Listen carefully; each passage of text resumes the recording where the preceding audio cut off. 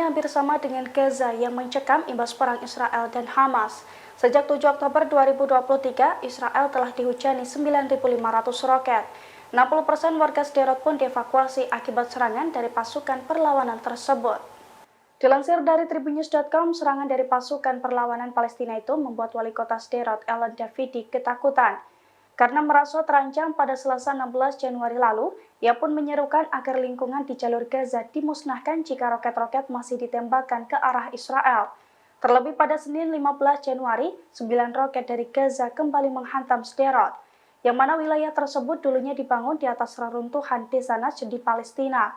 Desa tersebut dibersihkan secara etnis dari penduduk Palestina pada tanggal 13 Mei 1948 oleh pasukan Zionis. Diketahui sebelumnya sekitar 9.500 roket, peluru, dan serangan drone telah diluncurkan ke wilayah Israel dari jalur Gaza, Lebanon, Suriah, dan juga Yaman. Segera setelah serangan lintas batas Hamas pada tanggal 7 Oktober tersebut, Israel mengevakuasi 60% pendudukan Sderot. Namun Davidi meminta pemerintah Israel untuk mengevakuasi seluruh warga karena perang. Download Tribun X sekarang, menghadirkan lokal menjadi Indonesia.